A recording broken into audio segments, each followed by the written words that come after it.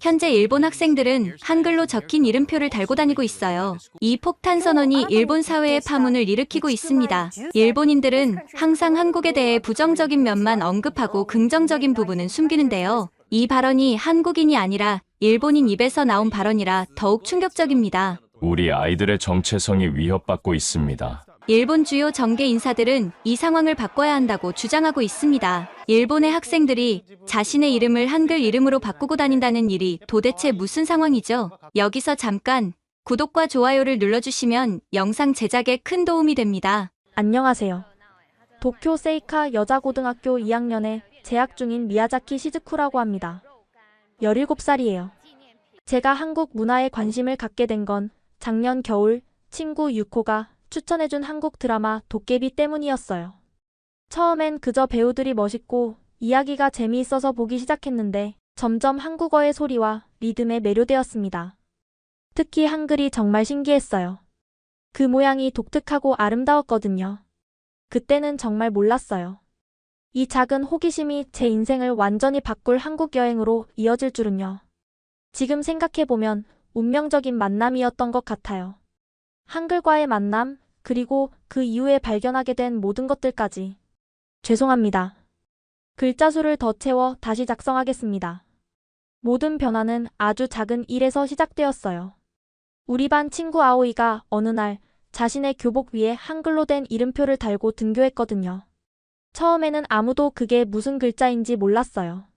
그냥 예쁜 그림 같다고만 생각했죠. 이게 뭐야, 아오이? 제가 물었을 때 아오이는 자랑스럽게 웃으며 한글이야. 내 이름을 한국어로 쓴 거야. 라고 대답했어요. 그녀는 넷플릭스에서 한국 드라마를 보다가 한글의 모양에 매료되어 인터넷으로 찾아보게 되었다고 했어요. 며칠 지나지 않아 우리 반의 3명, 그리고 또 다른 3명이 비슷한 한글 이름표를 달고 나타났어요. 마치 비밀 클럽의 회원 배지처럼요. 우리는 서로의 이름을 한글로 써주는 작은 선물을 교환하기 시작했고, 쉬는 시간마다 한글 자음과 모음을 배우는 작은 모임이 형성되었어요. 정말 행운이었던 건 우리 학교에 교환학생으로 온 한국 학생 소라가 있었다는 거예요. 처음에는 수줍어하던 그녀가 우리의 한글에 대한 관심을 알게 되자 점심시간마다 우리에게 한글을 가르쳐주기 시작했어요. 시즈쿠는 한국어로 이렇게 써요. 하며 제 이름을 한글로 써주던 그 순간을 아직도 기억해요. 하지만 모든 선생님들이 우리의 새로운 관심사를 반겼던 것은 아니에요. 특히 역사 담당 스기야마 선생님은 한글 이름표를 볼 때마다 미묘한 불편함을 드러내셨어요. 교복은 단정하게 입어야 한다면서 추가적인 장식은 자제하라는 말씀을 자주 하셨죠. 하지만 우리에게 그건 단순한 장식이 아니었어요. 새로운 세계로 향하는 작은 열쇠였거든요. 흥미로운 건 이 현상이 우리 학교에만 국한된 게 아니었다는 거예요. 초등학교 5학년인 사촌 마코토가 자기 학교에서도 고학년 언니, 오빠들 사이에서 한글 이름표가 유행하고 있다고 알려줬어요. 마치 보이지 않는 물결처럼 한글은 조용히 도쿄 곳곳에 학교로 퍼져나가고 있었던 거죠. 어떤 반 친구들은 처음엔 그저 호기심에 따라하던 것이 나중에는 진지한 관심으로 발전했어요. 미카는 자신의 필통과 공책에도 한글로 이름을 써넣기 시작했고, 유키는 한국 아이돌 그룹의 이름을 한글로 예쁘게 적어 자신의 가방에 붙였어요. 점점 더 많은 학생들이 한글의 아름다움에 빠져들었고, 이건 단순한 유행을 넘어서는 것이었어요. 특히 인상적이었던 건 우리 학년 학생들 중 몇몇이 한글을 배우기 위해 서로 도와주는 모습이었어요. 자신이 배운 내용을 다른 친구들에게 열심히 가르쳐주는 모습이 정말 아름다웠습니다. 나츠미는 유튜브에서 한글 기초 강의를 들은 후 그 내용을 요약해서 작은 공책을 만들어 친구들에게 나눠주기도 했어요. 우리는 마치 작은 언어 혁명을 일으키고 있는 것 같았습니다. 한글을 배우면 배울수록 그 체계에 감탄하게 되었어요. 우리 일본어의 히라가나, 카타카나, 그리고 한자와는 완전히 다른 구조를 가지고 있거든요. 소라에게 한글의 창제 역사를 들었을 때는 정말 놀랐습니다. 한글은 세종대왕이라는 조선의 왕이 백성들을 위해 특별히 만든 글자야. 누구나 쉽게 배울 수 있도록 과학적으로 설계됐어. 정말 신기했어요. 일본어 문자는 자연스럽게 발전한 것인데 한글은 처음부터 의도적으로 설계되었다니까요. 그래서인지 한글의 자음과 모음은 논리적인 패턴을 가지고 있었어요. 기역, 니은, 디귿 같은 자음들이 발음 기관의 모양을 본떴다는 설명을 들었을 때는 정말 감탄했습니다. 방과 후에는 유튜브로 한글 강의를 찾아 듣기 시작했어요. 처음에는 발음이 어려웠지만 꾸준히 따라하다 보니 점점 익숙해졌죠. 특히 마음에 들었던 건 스마트폰 앱이었어요. 점심시간마다 우리 몇 명은 학교 뒤편 벤치에 모여 한글 학습 앱으로 공부했어요. 서로 발음을 교정해주고 새로 배운 단어를 외치며 웃었던 그 시간들이 정말 즐거웠습니다. 제 일본어 선생님인 타나카 선생님은 어느 날 제가 쉬는 시간에 한글 연습장을 들여다보시더니 무척 놀라셨어요. 시즈쿠, 너 벌써 이렇게 많이 배웠니? 한글은 정말 논리적인 체계라 배우기 쉽다고 하더라. 선생님도 관심을 보이시자 저는 더욱 열심히 공부하게 되었어요. 한국어 발음의 리듬감과 표현력도 매력적이었어요. 일본어와는 또 다른 멜로디를 가지고 있었거든요. 특히 감정을 표현하는 방식이 풍부해서 한국 드라마의 대사를 들을 때마다 그 감정 전달력에 감동했어요. 점차 저는 간단한 한국어 인사와 일상 표현들을 사용할 수 있게 되었고 소라와 짧은 대화도 나눌 수 있게 되었습니다. 제가 특히 좋아했던 건 한글로 일기를 쓰는 것이었어요. 아직 문법이나 어휘는 부족했지만 한글로 글자를 쓰는 것 자체가 즐거웠거든요. 매일 밤 잠들기 전에 오늘 배운 단어들을 정리하고 간단한 문장을 만들어 보는 습관이 생겼습니다. 때로는 실수투성이었지만 그래도 계속 도전했어요. 처음 한국 드라마 도깨비를 보고 나서 저는 마치 새로운 세계의 문을 열어버린 것 같았어요. 그 이후로는 K-팝, 한국 예능, 영화까지 한국 콘텐츠의 바다에 푹 빠져버렸습니다. 친구 미도리는 어느 날 학교에 들떠서 왔어요. 시즈쿠, 나 BTS 콘서트 티켓 구했어. 그때까지만 해도 저는 BTS가 뭔지도 몰랐어요. 그날 밤 미도리가 보내준 BTS의 다이너마이트 뮤직비디오를 보고 완전히 매료되었어요. 음악은 중독성 있게 귀에 맴돌았고 춤은 정교하면서도 에너지가 넘쳤어요. 다음 날부터 저도 BTS의 팬이 되었습니다. 한국 예능 프로그램 런닝맨을 통해서는 재미있는 일상, 한국어 표현들을 많이 배웠어요. 대박, 아이고 진짜요? 같은 표현들이 얼마나 생생하게 감정을 전달하는지 놀라웠어요. 학교에서도 가끔 이런 한국어 표현을 쓰다 보니 친구들 사이에서는 제가 한국어 선생님이라는 별명을 얻기도 했습니다. 한국 음식에 대한 호기심도 커졌어요. 어느 토요일 저와 친구들은 용기를 내어 도쿄 시노쿠보에 있는 한국 거리를 찾아갔어요. 그곳은 마치 작은 한국 같았어요. 한글 간판들, K-팝 음악이 흘러나오는 상점들, 그리고 맛있는 냄새가 가득했죠. 처음으로 떡볶이와 비빔밥을 먹어봤는데 그 맛이 너무 좋아서 놀랐어요. 특히 떡볶이의 달콤하면서도 매운맛은 정말 중독성 있었습니다. 일본 TV에서 방영되는 한국 드라마는 대부분 일본어 더빙이나 자막이 있었지만 저는 원어 그대로 듣고 싶었어요. 그래서 더 열심히 한국어를 공부하게 되었죠. 특히 사랑의 불시착이라는 드라마에서 북한 장교와 남한 여성의 사랑 이야기는 정말 감동적이었어요. 두 주인공이 서로 다른 말투로 대화하는 것을 들으며 한국어의 다양한 억양과 방언에도 관심을 갖게 되었습니다. 한국 아이돌들이 일본어로 인터뷰하는 모습을 볼 때면 그들의 언어 학습 노력에 감동받았어요. 그들이 우리 언어를 배우려고 노력하는 만큼 저도 한국어를 더 열심히 배워야겠다고 다짐했습니다. 어떤 아이돌은 일본 팬들을 위해 열심히 일본어를 연습한다고 했는데 그 진심이 정말 느껴졌어요. 제가 좋아하게 된 한국 역사 드라마를 통해 조선시대와 일제강점기에 대해서도 관심을 갖게 되었어요. 드라마 속 인물들이 겪는 어려움과 투쟁을 보며 이웃나라의 역사가 어떻게 우리와 얽혀 있는지 궁금해졌죠. 그때는 몰랐어요. 이 호기심이 나중에 저를 더 깊은 탐구로 이끌게 될 줄은. 한글에 대한 우리의 열정은 점점 커져서 결국 공식적인 모임을 만들기로 했어요. 처음에는 방과 후 빈 교실에서 비공식적으로 모였어요. 저와 아오이, 유코, 미도리, 나츠미 이렇게 5명이 시작했죠. 우리는 이 모임을 한글 탐험대라고 불렀어요. 오늘은 한국 드라마 대사를 따라 써볼까? 유코가 제안했던 날이 기억나요. 우리는 각자 좋아하는 드라마의 한 장면을 골라 대사를 받아쓰고 서로의 발음을 교정해주는 시간을 가졌어요. 처음에는 웃음거리가 많았지만 몇 주 지나자 실력이 눈에 띄게 향상되었어요. 한글 탐험대의 소문이 퍼지면서 점점 더 많은 친구들이 관심을 보였어요. 2학년 반 친구들뿐만 아니라 1학년, 3학년 학생들도 참여하고 싶어 했죠. 한 달 만에 우리 모임은 15명으로 늘어났어요. 빈 교실이 웃음소리와 한국어 대화로 가득 찼습니다. K-팝 가사를 분석하는 시간도 재미있었어요. 일본어로 번역된 가사와 원어 가사를 비교하면서 두 언어 사이의 미묘한 차이점을 발견하는 것이 흥미로웠습니다. 일본어로는 이렇게 번역되었지만 한국어 원문의 느낌은 조금 달라. 라며 토론하던 시간들이 소중했어요. 학교 축제가 다가오자 우리는 야심찬 계획을 세웠어요.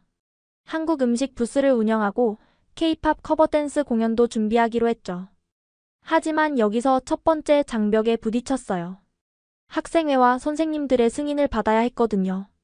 한글 탐험대라는 이름은 공식 동아리로 인정하기 어렵다는 답변이 돌아왔어요. 특히 역사 교사 스기야마 선생님은 일본 학생들이 외국 문화에만 관심을 갖는 것은 바람직하지 않다며 은근히 반대 의견을 내셨죠. 우리의 열정을 꺾지 않기 위해 결국 국제문화 교류 클럽이라는 더 넓은 이름으로 공식 동아리를 신청했어요. 승인을 받기까지 꽤 오랜 시간이 걸렸지만 결국 성공했어요. 우리는 이제 학교에서 공식적으로 활동할 수 있게 되었고 교실도 배정받았습니다. 첫 공식 모임 날 우리는 작은 축하 파티를 열었어요. 한국 과자와 음료수를 나누며 앞으로의 활동 계획을 세웠습니다. 더 놀라운 건 우리 학교 활동이 소셜미디어를 통해 다른 학교 학생들에게도 알려지게 된 거예요. 근처 미카사 고등학교와 토요 여자고등학교에서도 비슷한 모임이 생겼다는 소식을 들었어요. 우리는 함께 모여 한국 문화교류회를 개최하자는 아이디어도 나눴죠. 한글이라는 작은 씨앗이 이렇게 큰 나무로 자라날 줄은 정말 몰랐어요. 우리의 한글 클럽 활동이 활발해지던 어느 날 예상치 못한 발견을 하게 되었어요. 이날따라 역사 수업이 지루해서 교과서를 뒤적이다가 근현대사 부분에서 한일 관계에 관한 내용을 발견했거든요. 그런데 이상한 점을 발견했어요. 소라가 알려준 한국의 역사 이야기와 우리 교과서의 내용이 너무 달랐어요. 한국과 일본의 합병은 양국의 발전을 위한 협약이었다. 라는 문장을 읽고 저는 혼란스러웠어요. 소라는 이 시기를 일제강점기라고 불렀고 한국 사람들에게는 매우 고통스러운 시간이었다고 했거든요. 더 이상한 건 작년 교과서와 비교해보니 표현이 더 완화되어 있었다는 거예요. 작년 교과서에는 적어도 일부 한국인들의 저항이 있었다는 문장이 있었는데 올해 교과서에서는 그 부분이 삭제되어 있었어요. 이 발견은 저에게 충격이었어요. 내가 배워온 역사가 전부가 아닐 수도 있겠구나라는 생각이 들었거든요. 그날 밤 저는 인터넷에서 한일 역사 관계에 대해 더 찾아보기 시작했어요. 그러다가 독도 다케시마 문제에 대해 알게 되었죠. 우리는 항상 다케시마라고 배웠고 일본 고유의 영토라고 생각했는데 한국에서는 독도라고 부르며 자기네 땅이라고 주장한다는 사실이 놀라웠어요. 더 깊이 파고들수록 더 많은 의문이 생겼어요. 왜 양국의 역사 교육은 이렇게 다른 걸까요? 누구의 이야기가 더 정확한 걸까요? 아니면 두 나라 모두 자국의 입장에서만 역사를 가르치고 있는 걸까요? 용기를 내서 스기야마 선생님께 이 의문을 조심스럽게 물어봤어요. 선생님, 왜 우리 교과서에는 독도, 아니 다케시마에 대한 설명이 이렇게 짧은가요? 그리고 한국과 일본의 역사적 관계에 대해 더 자세히 배울 수 없을까요? 선생님의 표정이 순간 굳어졌어요. 교과서는 문부과학성의 지침에 따라 만들어진 거야. 너무 복잡한 문제들을 다루기엔 수업 시간이 부족해. 그런 대답을 들었지만 저는 그것이 전부가 아니라는 느낌이 들었어요. 그 후로 저는 학교 도서관과 공공도서관에서 더 많은 역사책을 찾아보기 시작했어요. 특히 일본의 교과서가 시간이 지남에 따라 어떻게 변해왔는지 추적해봤어요. 놀랍게도 90년대 교과서에는 일제강점기의 강제노동과 위안부 문제에 대한 언급이 있었는데 최근 교과서에서는 그런 내용들이 대부분 사라지거나 모호하게 표현되어 있었어요. 이런 발견들은 제게 큰 충격이었어요. 어떻게 이런 중요한 역사적 사실들이 시간이 지남에 따라 교과서에서 점점 사라질 수 있는 걸까요? 그리고 만약 이런 부분에서 진실이 숨겨져 있다면 다른 어떤 역사적 사실들이 우리에게 제대로 전해지지 않고 있는 걸까요? 이런 의문들이 제 마음속에 자리 잡기 시작했고 더 깊이 알고 싶다는 열망이 커졌어요. 단순히 한글을 배우고 K-팝을 즐기는 것을 넘어 이제 저는 두 나라의 복잡한 역사적 관계에 대해 더 알고 싶어졌습니다. 그리고 그 여정은 생각보다 훨씬 깊고 복잡했어요. 역사에 대한 의문이 커지면서 저는 한국인의 관점에서 직접 이야기를 들어보고 싶어졌어요. 마침 탄뎀이라는 언어 교환 앱을 통해 서울에 사는 고등학생 지민이라는 친구를 만났어요. 처음에는 서로의 언어를 배우는 것이 목적이었지만 점점 더 깊은 주제로 대화가 이어졌습니다. 지민아, 너희는 학교에서 독도에 대해 어떻게 배우니? 제가 조심스럽게 물었어요. 지민의 답변은 예상보다 훨씬 열정적이었어요. 독도는 우리 땅이야. 역사적, 지리적, 국제법적으로 명백해. 일본이 자꾸 자기네 땅이라고 주장하는 게 우리는 정말 이해가 안 돼. 그녀의 확신에 찬 태도에 놀랐어요. 우리 학교에서는 다케시마가 일본 영토라고 당연하게 배웠는데 한국 학생들은 완전히 다른 역사를 배우고 있었던 거예요. 더 놀라운 건 지민이 제게 보내준 역사 자료들이었어요. 한국의 역사 교과서 페이지, 독도 관련 연구자료, 심지어 일제강점기의 사진들까지. 특히 충격적이었던 건 위안부 문제에 관한 자료였어요. 우리 교과서에서는 거의 언급되지 않는 내용이었는데 한국에서는 매우 중요한 역사적 상처로 다뤄지고 있었어요. 지민은 할머니께서 그 시절 이야기를 들려주셨다며 매우 감정적으로 이 문제를 설명했어요. 시즌 후 우리는 매주 수요일 일본 대사관 앞에서 시위를 해. 아직도 정의가 실현되지 않았다고 생각하거든. 저는 할 말을 잃었어요. 이런 이야기는 우리 학교에서 전혀 들어본 적이 없었거든요. 양국의 역사 교육이 이렇게 다르다니 정말 놀라웠어요. 지민의 이야기를 들으면서 마음이 무거워졌지만 동시에 더 많이 알고 싶다는 욕구가 커졌습니다. 우리는 거의 매일 밤 메시지를 주고받으며 역사에 대해 토론했어요. 때로는 의견 충돌도 있었지만 대부분 서로의 관점을 존중하려고 노력했죠. 지민은 제게 한국 역사책과 다큐멘터리를 추천해 주었고 저는 그것들을 통해 새로운 관점을 배우게 되었어요. 한 번은 지민이 시즌 후 너희 교과서에는 징용 노동자에 대해 어떻게 나와 있어? 라고 물었어요. 제가 교과서를 확인해 보니 단 2줄로 요약되어 있었고 산업 발전을 위한 노동력 이동이라는 표현이 사용되어 있었죠. 지민은 충격을 받은 듯 했어요. 그녀는 강제징용의 참혹한 실상에 대한 증언들과 사진들을 보내주었고 제 눈앞이 캄캄해졌어요.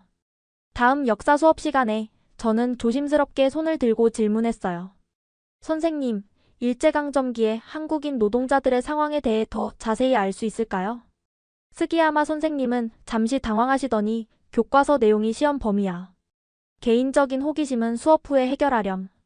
이라고 답하셨어요. 그 순간 교실 분위기가 어색해졌고 몇몇 친구들이 의아한 눈빛으로 저를 쳐다봤어요. 그 일 이후 지민과의 대화는 더욱 깊어졌어요. 그녀는 자신의 증조 할아버지가 강제징용으로 일본 탄광에서 일하셨다는 가족사를 공유해 주었어요. 할아버지는 돌아오셨지만 많은 분들이 그러지 못했어. 그 아픔이 아직도 우리 가족 안에 남아있어. 어느 날 밤 지민이 가족 앨범에서 찍은 사진을 보내왔어요. 흑백 사진 속 남자는 지민의 증조 할아버지였고 그의 등에는 선명한 화상 자국이 있었어요. 탄광에서 사고로 입은 상처래. 할아버지는 돌아가실 때까지 이 상처에 대해 말씀하시기 싫어하셨대. 그 사진 한 장이 제게 교과서 수백 페이지보다 더 많은 것을 말해주었어요. 역사는 단순히 책 속의 사건들이 아니라 실제 사람들의 삶과 상처였던 거예요. 그날 밤 저는 오랫동안 잠을 이루지 못했어요. 어느 날 지민이 갑자기 흥분해서 메시지를 보냈어요. 시즈쿠, 이번 여름방학에 한국에 놀러오면 어때? 내가 서울 구경도 시켜주고 역사 유적지도 함께 가볼 수 있어. 그 제안은 제 가슴을 두근거리게 했어요. 지금까지 책과 인터넷으로만 배워온 것들을 직접 눈으로 보고 경험할 수 있다니. 망설임 없이 답장을 보냈어요. 정말 가고 싶어. 부모님께 허락받을 수 있는지 물어볼게. 그렇게 저의 첫 한국 여행 계획이 시작되었고 그때는 몰랐지만 이 여행이 제 인생을 완전히 바꿔놓을 거라는 것을. 부모님을 설득하는 일은 생각보다 쉽지 않았어요. 특히 아버지는 처음에 강하게 반대하셨죠. 한국은 아직 어려. 대학생이 되면 그때 가도 늦지 않아. 하지만 어머니는 의외로 제 편을 들어주셨어요. 시즈쿠가 언어도 배우고 다른 문화도 경험하는 건 좋은 일이잖아요. 결국 두 분을 설득하는 데 성공했고, 조건은 우리 학교 한국어 선생님의 자매가 서울에 살고 있어서 그분의 도움을 받기로 한 것이었어요. 2023년 7월 드디어 저는 처음으로 한국 땅을 밟았습니다. 인천공항에 도착했을 때의 그 설렘은 아직도 생생해요. 지민이 공항에서 저를 기다리고 있었어요. 온라인에서만 봤던 친구를 실제로 만나니 너무 신기했어요. 우리는 서로를 보자마자 환하게 웃으며 포옹했습니다. 드디어 만났네. 시즈쿠 정말 온 거야? 지민이 한국어로 말했고 저는 열심히 준비한 한국어로 대답했어요. 네, 정말 왔어요. 만나서 너무 반가워요, 지민아. 서울은 상상했던 것보다 훨씬 크고 현대적이었어요. 한강, 남산타워, 경복궁. 지민이 이틀 동안 서울의 주요 관광지를 안내해 주었어요. 하지만 제 여행의 진짜 목적은 따로 있었죠. 한국의 역사, 특히 우리 두 나라의 복잡한 과거를 직접 보고 느끼는 것이었습니다. 3일째 되는 날, 지민은 저를 서대문 형무소역 사관으로 데려갔어요. 여기는 일제강점기에 한국의 독립운동가들이 수감되고 고문받았던 곳이야. 지민이 조용히 설명했어요. 건물 앞에 서자 묘한 긴장감이 느껴졌어요. 형무소 안으로 들어가자 시간이 거꾸로 흐르는 듯 했어요. 좁고 어두운 간방들, 고문 도구들, 그리고 벽에 걸린 독립운동가들의 사진과 그들의 이야기. 모든 것이 생생했어요. 특히 충격적이었던 건 고문실이었어요. 지민이 설명하길 일본 경찰은 여기서 한국인 독립운동가들에게 상상할 수 없는 고문을 가했다고 해요. 이것은 물고문 도구야. 지민이 보여주는 전시품을 보며 저는 몸이 떨렸어요. 역사책에서는 결코 느낄 수 없었던 무게감이 이곳에는 있었어요. 이건 단순한 과거의 이야기가 아니라 실제 사람들이 겪었던 고통이었습니다. 형무소의 한 벽에는 유관순이라는 젊은 여학생의 이야기가 있었어요. 그녀는 저와 비슷한 나이의 독립운동에 참여했다가 이곳에서 고문을 받고 18배 나이로 사망했다고 해요. 그 이야기를 읽는 동안 눈물이 제 뺨을 타고 흘렀어요. 만약 제가 그 시대에 태어났다면 저도 유관순처럼 용감했을까? 아니면 일본인으로서 이런 일에 가담했을까? 이런 생각들이 제 마음을 무겁게 했어요. 전시관을 나오면서 저는 지민에게 물었어요. 왜 우리는 학교에서 이런 것들을 배우지 않을까? 지민은 잠시 생각하더니 대답했어요. 모든 나라가 자신의 어두운 역사를 직면하기를 원하지는 않아. 하지만 진실을 알아야만 진정한 화해가 시작될 수 있다고 생각해. 그날 밤 숙소로 돌아와 일기를 쓰면서 많은 생각이 들었어요. 우리가 배우는 역사는 얼마나 선택적인지, 그리고 진실을 알아가는 여정이 얼마나 중요한지를. 서대문 형무소에서의 경험은 제 세계관을 완전히 바꿔놓았어요. 더 이상 저는 단순히 한글과 케이팝을 좋아하는 소녀가 아니었어요. 이제 역사의 진실을 마주할 용기가 생겼습니다. 한국 여행의 넷째 날, 지민은 저를 독도 관련 전시회로 데려갔어요. 서울 중심부에 있는 독도박물관이었는데 이곳에서 독도 다케시마, 영유권 문제에 대한 한국 측 주장과 역사적 자료들을 직접 볼 수 있었습니다. 이건 1900년 대한제국의 칙령이야. 울릉도 지방관이 독도를 관할한다고 명시하고 있어. 지민이 자료를 가리키며 설명했어요. 그곳에는 고지도, 문서, 사진 등 다양한 역사적 증거들이 전시되어 있었어요. 특히 인상적이었던 건 1877년 일본 메이지 정부가 독도가 일본 영토가 아니라고 결정했다는 문서였어요. 이건 우리 역사 수업에서는 전혀 들어본 적 없는 내용이었습니다. 그런데 왜 일본은 지금 독도가 자기 땅이라고 주장하는 거야? 제가 솔직하게 물었어요. 지민은 잠시 생각하더니 대답했어요. 1905년 러일전쟁 중에 일본이 일방적으로 독도를 편입시켰어. 당시 한국은 이미 일본의 강한 영향 아래 있었고 얼마 후 식민지가 됐지. 많은 한국인들은 독도 문제가 과거 식민 지배의 연장선이라고 느껴. 전시장을 돌아보면서 양국의 주장이 이렇게 팽팽하게 맞서는 이유를 조금씩 이해하게 되었어요.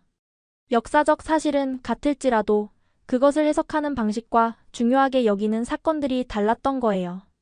전시회 후 우리는 근처 카페에서 다른 한국 고등학생들과 만났어요. 지민의 학교 친구들이었죠. 처음에는 긴장했지만 그들은 저를 따뜻하게 맞아주었어요. 우리는 자연스럽게 독도 다케시마 문제에 대해 이야기하게 되었어요.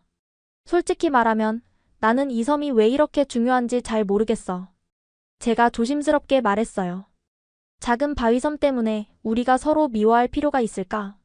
잠시 침묵이 흘렀고 지민의 친구 수진이 천천히 말을 꺼냈어요. 시즈쿠, 우리에게 독도는 단순한 영토 문제가 아니야. 그건 일제강점기의 상처와 연결된 상징이야. 우리가 지키지 못했던 우리 땅이니까. 또 다른 친구 준호는 다른 시각을 보였어요. 하지만 나는 이런 역사적 갈등이 우리 세대의 우정을 방해해선 안 된다고 생각해. 시즈쿠처럼 열린 마음으로 대화하려는 일본 친구들과는 솔직히 이야기하고 서로 이해하면 좋겠어. 우리는 몇 시간 동안 진지하게 대화를 나눴어요. 때로는 의견이 충돌하기도 했지만 모두가 서로의 말에 귀 기울이려 노력했죠. 그날 저는 중요한 깨달음을 얻었어요. 영토 분쟁은 복잡한 역사와 감정이 얽힌 문제지만 사람과 사람 사이의 이해와 존중은 그보다 더 중요할 수 있다는 것을.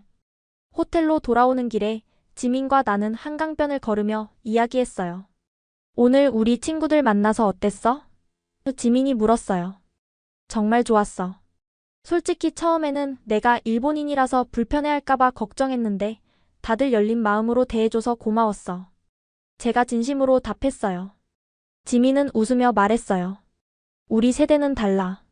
역사는 중요하지만 그것이 미래의 우정을 방해하진 않았으면 좋겠어. 그날 밤 저는 일기에 이렇게 적었어요. 역사는 복잡하고 때로는 고통스럽다. 하지만 그것이 현재의 우리를 정의하지는 않는다. 우리는 과거를 직시하면서도 더 나은 미래를 함께 만들어갈 수 있다. 이 깨달음은 제 여행에서 가장 소중한 선물이 되었습니다. 일주일간의 한국 여행을 마치고 일본으로 돌아왔을 때 저는 이미 제가 떠나기 전에 시즈쿠가 아니었어요. 서대문 형무소에서 본 고문 도구들, 독도 전시회의 역사적 자료들, 그리고 위안부 할머니 기념관에서 들었던 증언들. 이 모든 경험이 제 안에서 깊은 변화를 일으켰습니다. 집에 돌아온 첫날 저녁, 가족 식사 시간에 아버지가 물으셨어요. 시즈쿠, 여행은 어땠니? 재미있었어? 평범한 질문이었지만 저는 갑자기 어떻게 대답해야 할지 망설여졌어요. 그냥 네, 즐거웠어요라고 말하기에는 제가 경험한 것들이 너무 무거웠거든요. 정말 많은 것을 배웠어요. 제가 조심스럽게 말했어요. 서대문 형무소라는 곳에 갔는데 그곳은 일제시대에 한국 독립운동가들이 수감되고 고문받았던 장소였어요. 테이블에 갑자기 정적이 흘렀어요. 아버지는 젓가락을 내려놓으셨고 어머니는 불안한 눈빛으로 아버지를 쳐다보셨어요. 할아버지는 마치 아무것도 듣지 않은 것처럼 계속 식사를 하셨지만 그분의 손이 약간 떨리는 것을 볼 수 있었어요. 그런 곳에 왜 갔니? 아버지가 마침내 입을 여셨어요. 그분의 목소리에는 미묘한 불편함이 묻어 있었죠. 역사를 배우고 싶었어요. 학교에서는 배울 수 없는 것들을. 제 말에 할아버지가 갑자기 기침을 하셨어요. 그런 오래된 이야기들을 파헤치는 건 의미 없어. 할아버지가 단호하게 말씀하셨어요. 과거는 과거일 뿐이야. 미래를 봐야지. 저는 용기를 내서 물었어요. 할아버지, 전쟁 때 한국에 대해 어떻게 가르쳤나요? 학교에서요.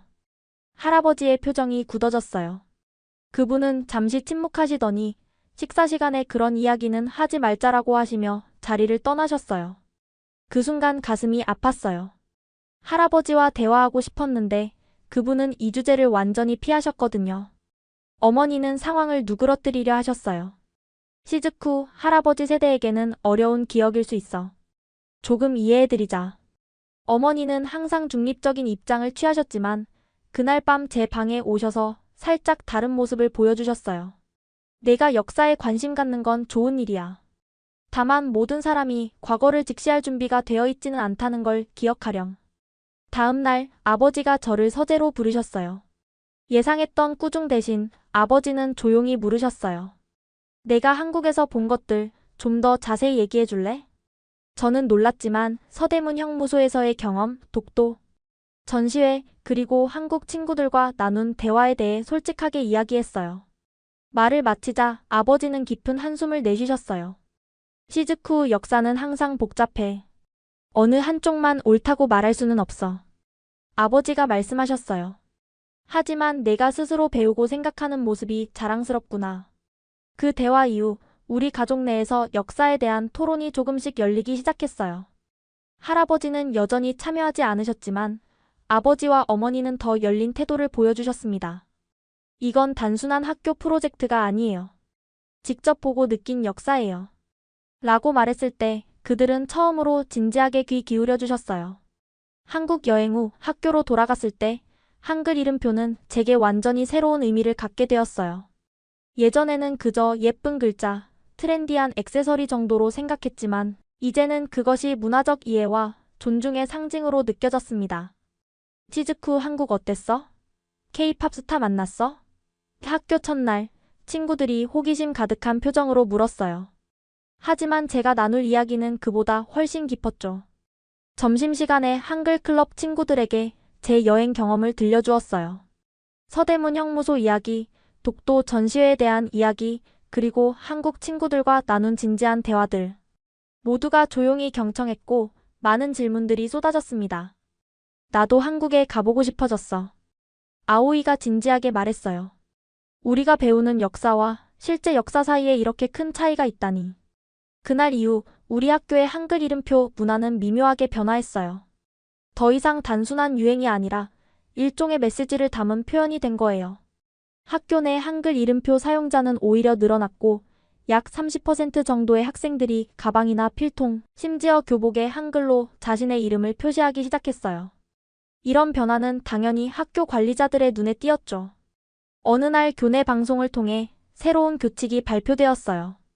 교복은 규정된 형태로만 착용해야 하며 공식 명찰 외에 추가 장식물 부착은 금지됩니다. 이 발표 후 많은 학생들이 실망했지만 우리는 곧 창의적인 해결책을 찾았어요. 교복에 직접 달지 않고 가방이나 필통, 노트북 등에 한글 이름을 표시하기 시작한 거예요. 선생님들은 이걸 막을 수는 없었죠. 왜 한글에 이렇게 집착하는 거니? 어느 날 스기야마 선생님이 저에게 물으셨어요. 저는 잠시 생각하다가 대답했어요. 선생님, 이건 단순한 글자가 아니에요. 이웃나라의 문화를 이해하고 존중한다는 의미예요. 역사는 복잡할 수 있지만 우리는 서로를 더 알아가려고 노력할 수 있잖아요. 선생님은 무슨 말을 해야 할지 모르는 듯 했어요.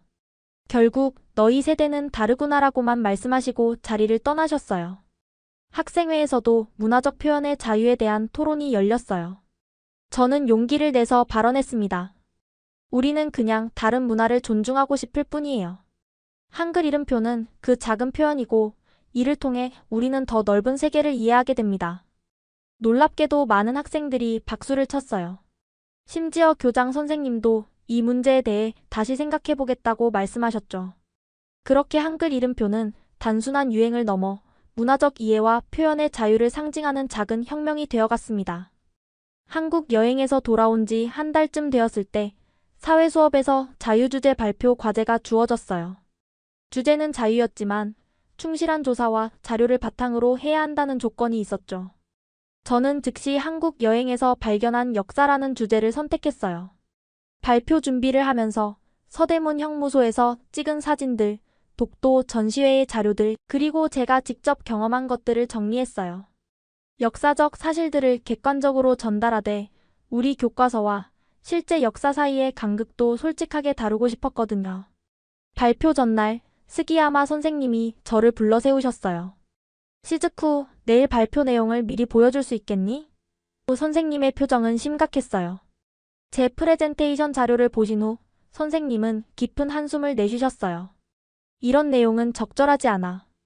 특히 위안부 문제나 강제징용 부분은 아직 논란이 많은 주제야. 그리고 교과서 비교 부분은 완전히 뺐으면 좋겠구나. 제 심장이 빠르게 뛰기 시작했어요. 하지만 선생님, 이건 제가 직접 본 것들이에요. 사실을 말하는 게 왜 문제가 되나요? 시즈쿠, 학교는 정치적 논쟁의 장소가 아니야. 내 발표가 다른 학생들에게 혼란을 줄 수 있어. 그날 밤 정말 고민했어요. 선생님의 지시에 따라 내용을 수정해야 할까? 아니면 제가 경험한 진실을 그대로 전달해야 할까? 결국 타협점을 찾기로 했어요. 가장 논란이 될 만한 사진 몇 장을 빼고 표현을 조금 더 중립적으로 바꿨지만 핵심 내용은 그대로 유지했습니다. 다음 날, 제 차례가 되었을 때 심장이 터질 것 같았어요. 저는 지난 여름 한국을 방문하면서 우리 교과서에서는 볼 수 없었던 역사를 발견했습니다. 이렇게 발표를 시작했어요. 교실은 조용했고 모든 학생들이 집중하고 있었어요. 서대문 형무소의 사진들, 독도 관련 역사적 자료들, 그리고 한국 친구들과 나눈 대화의 내용을 솔직하게 공유했어요. 특히 우리 교과서에서는 단 몇 줄로 처리된 사건들이 한국에서는 얼마나 중요하게 다뤄지는지 강조했습니다. 역사는 관점에 따라 다르게 해석될 수 있습니다. 하지만 진실을 회피하는 것은 결코 미래를 위한 길이 아니라고 생각합니다. 우리는 불편한 진실도 직시할 수 있어야 합니다. 발표가 끝났을 때 교실은 잠시 정적에 휩싸였어요. 그리고 갑자기 누군가 박수를 치기 시작했고 곧 다른 학생들도 따라 박수를 쳤어요. 스기야마 선생님의 표정은 복잡해 보였지만 발표 자체에 대해서는 준비가 잘 되어 있었다고 평가해 주셨어요. 하지만 문제는 그날 오후에 발생했어요. 교장실로 호출을 받은 거예요. 교장 선생님은 매우 심각한 표정으로 저를 맞이하셨어요. 시즈쿠 학생, 내 발표 내용이 학교의 명예를 훼손할 수 있다는 우려가 있어. 특히 우리 교과서의 내용을 비판하는 것은 적절하지 않았어. 저는 떨리는 목소리로 대답했어요. 죄송합니다만 진실을 말하는 것이 왜 학교의 명예를 훼손하나요? 저는 그저 제가 보고 배운 것을 공유했을 뿐입니다. 교장 선생님은 한숨을 쉬셨어요. 세상은 내가 생각하는 것보다 복잡해. 때로는 모든 진실을 다 말하는 것이 최선이 아닐 수도 있어. 그날 집에 돌아와 정말 많이 울었어요. 하지만 동시에 제가 옳은 일을 했다는 확신도 들었습니다. 진실을 말하는 것이 때로는 용기가 필요하다는 것을 배웠어요. 제 발표 내용이 학교 내에서만 머물지 않았어요. 같은 반 6호가 발표 장면을 짧게 녹화해서 자신의 SNS에 올렸거든요. 역사의 진실을 용기 있게 말하는 친구라는 캡션과 함께요. 처음에는 그저 우리 학교 학생들 사이에서만 공유되었지만 며칠 만에 그 영상은 수천 명이 보게 되었어요. 댓글들은 양극단으로 나뉘었어요. 용기 있는 발표, 진실을 말해줘서 고마워라는 응원 메시지부터 일본을 비판하는 반일 행동이라는 비난까지 다양했죠. 저는 그저 제가 경험한 것을 나눈 것뿐인데 갑자기 제 이름이 온라인에서 논쟁의 중심이 되었어요. 더 놀라운 일은 일주일 후에 일어났어요. 지역 신문 기자가 학교에 찾아와 저와 인터뷰를 하고 싶다고 했어요. 10대들의 역사 재고찰 새로운 세대는 과거를 어떻게 바라보는가라는 제목의 기사를 준비 중이라고 했죠. 처음에는 정말 당황스러웠지만 제 이야기가 더 많은 사람들에게 전해질 수 있다는 생각에 인터뷰에 응했습니다. 미야자키 시즈쿠 학생은 한국 여행을 통해 교과서에서 배울 수 없었던 역사적 진실과 마주했다. 그녀의 용기 있는 발표는 학교 내 논란을 일으켰지만 동시에 역사 교육의 다양성에 대한 필요성을 상기시켰다. 기사가 나온 다음 날 저는 온갖 반응의 중심에 서게 되었어요. 보수 성향의 신문에서는 제 행동을 국가 정체성을 혼란스럽게 하는 미성숙한 시도라고 비판했고 진보 성향의 매체에서는 역사적 진실을 마주하는 새로운 세대의 용기라고 칭찬했어요. 양쪽 모두 제가 의도했던 것보다 훨씬 더 정치적으로 해석하고 있었죠. 그 와중에 익명의 메시지들이 제 SNS 계정으로 쏟아졌어요. 대부분은 응원이었지만 일부는 정말 무서운 협박이었어요. 반일 발언을 퍼뜨리는 학생은 일본에 살 자격이 없다와 같은 메시지를 보면서 정말 두려웠습니다.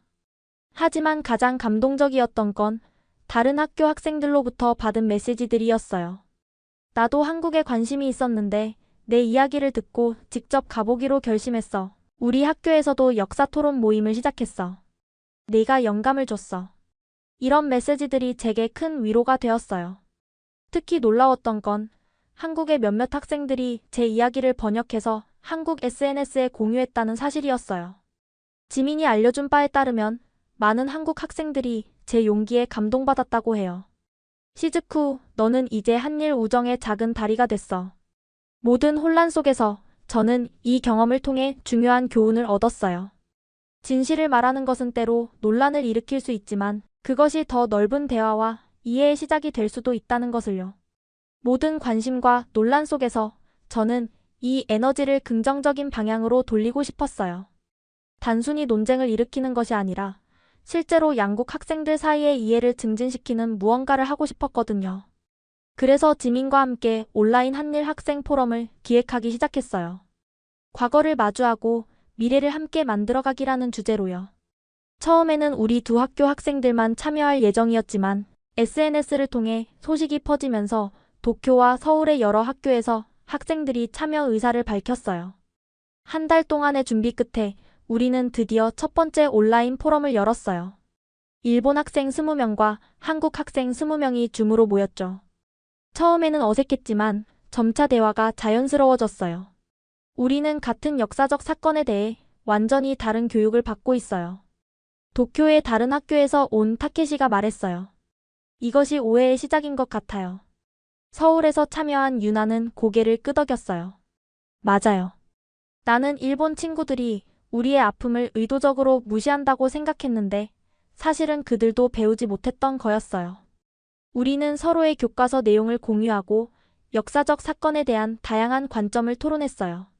때로는 의견 충돌도 있었지만 모두가 상대방의 말에 귀 기울이려 노력했죠. 가장 감동적이었던 순간은 한 한국 학생이 말했을 때였어요. 우리는 과거에 갇혀 있으면 안 돼요. 과거의 잘못을 인정하고 함께 더 나은 미래를 만들어가는 것이 중요해요.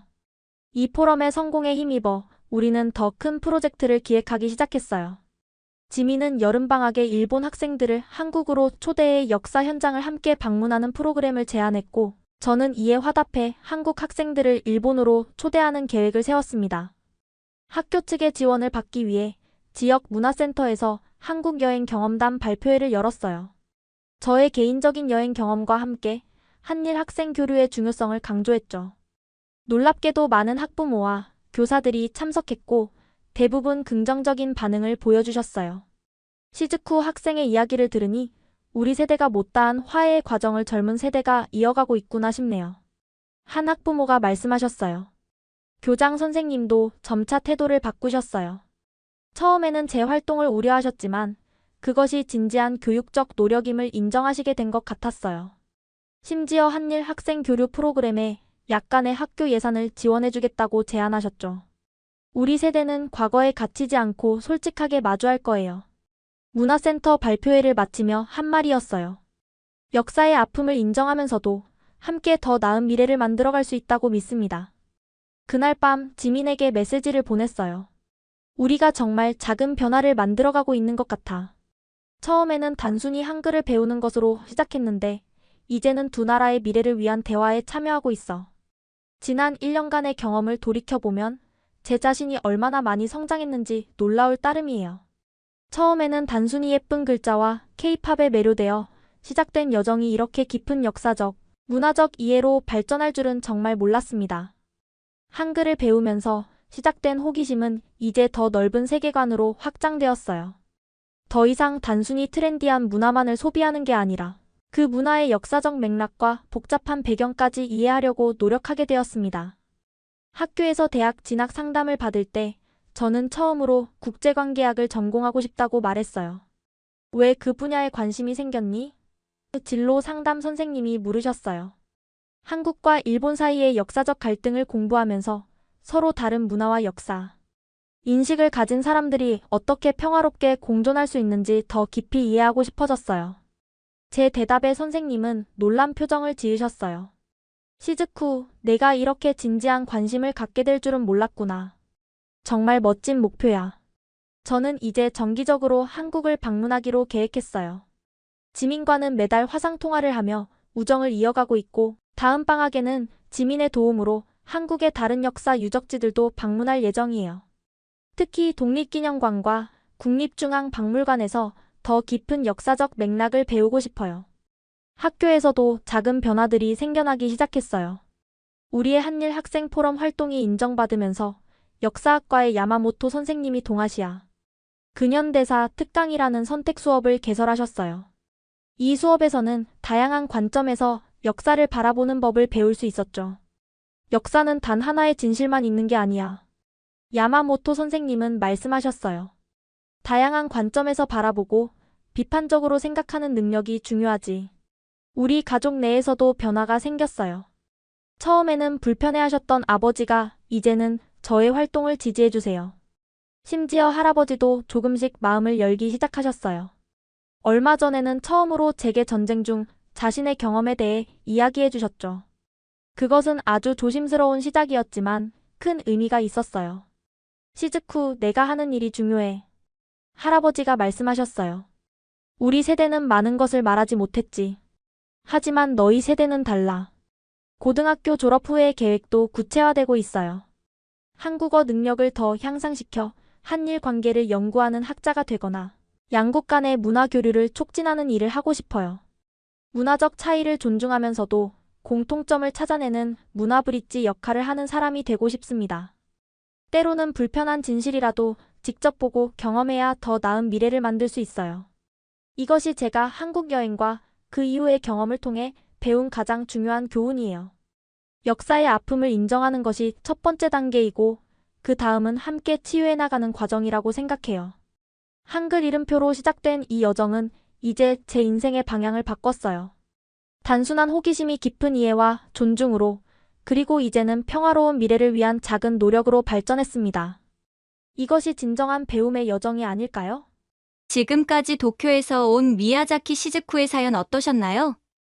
단순한 문화적 호기심이 어떻게 용기 있는 여행으로 이어지고 한 학생의 세계관을 완전히 바꿔놓았는지 보여주는 이야기였습니다. 불편한 진실도 직접 마주할 때 진정한 이해와 화해가 가능하다는 메시지를 전해준 시즈쿠에게 감사드립니다. 작은 한글 이름표가 두 나라 사이의 다리를 놓는 첫걸음이 될 수 있다는 희망적인 이야기였네요. 지금까지 원더풀 해외 사연이었습니다. 감사합니다.